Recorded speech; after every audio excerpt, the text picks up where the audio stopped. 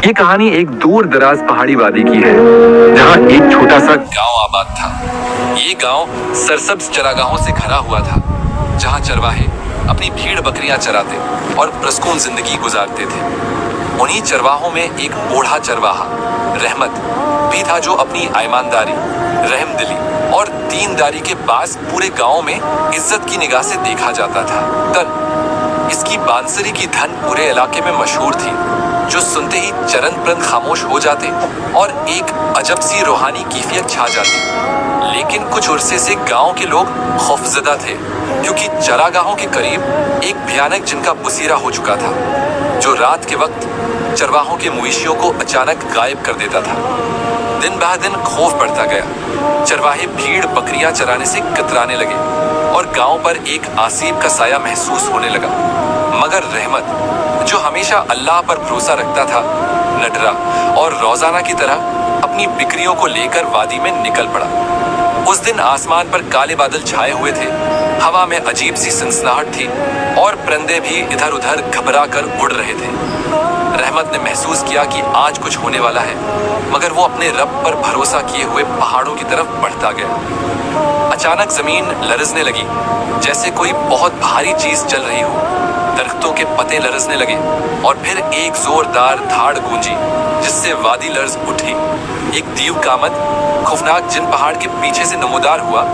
उसकी सर्क आंखें आग की तरह दहक रही थी, उसके नुकीले दांत चमक रहे थे और लंबे बाल हवा में लहरा रहे थे। वो इंतहाई दहशतनाक मंजर था, मगर रहमत की नजर में खौफ नहीं था। जिन ने गिरजदार आवाज में कहा कि ये जमीन उसकी है और यहाँ आने वाला हर चरवाहा उसके गुस्से का शिकार होगा। उसने एक ही लम्हे में रहमत की कई भीड़ों को अपने बड़े बड़े पंजों में दबोच कर खा लिया और बाकी बिक्रियां खौफ से भाग गई। ये देखकर रहमत का दिल भर आया, मगर वो जानता था कि खौफ से कुछ हासिल ना होगा। उसे इस जालिम के खिलाफ कुछ करना होगा। इसने अपनी लाठी मजबूती से थामी और आसमान की तरफ देखकर दुआ की कि अल्लाह उसे इस बला के खिलाफ कामयाबी होगा अता करे। जिन ने कहकहा लगाया और बोला कि कोई भी इंसान उसका कुछ नहीं बिगाड़ सकता, मगर रहमत को अपने ईमान और अपने रब की ताकत पर यकीन था। उसने अपने थैले से एक छोटी सी मिट्टी की बोतल निकाली, जिसमें वो हमेशा अपने घर की कनवे का पानी भर कर रखता था। वो आम पानी नहीं था, वो पानी वो था जिसे रहमत हर रोज कुरान हर रोज पढ़ता था। मजीद की सूरत अल फलक, सूरज अन्नास और आयत अल कुर्सी पढ़कर दम किया करता था, क्योंकि वो जानता था कि अल्लाह के कलाम में हर शैतानी कुव्वत का मुकाबला करने की ताकत है। उसने बोतल का ढक्कन खोला और आयत पढ़ना शुरू कर दी। जैसे जैसे वो आयत पढ़ता गया, पानी चमकने लगा और एक नौरानी रोशनी उसके हाथ में पैदा होने लगी। जिनने यह मंजर देखा तो गुस्से से धाड़ा और अपनी मिठी बंद करके रहमत पर हमला करने दौड़ा।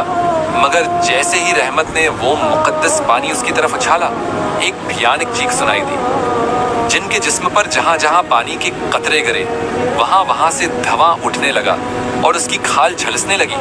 वो तड़पने लगा, जमीन पर गिरकर दर्द से चीखने लगा और उसकी हुआ में उठने लगी। आंखों में वहशत उतर आई, मगर रहमत रका नहीं।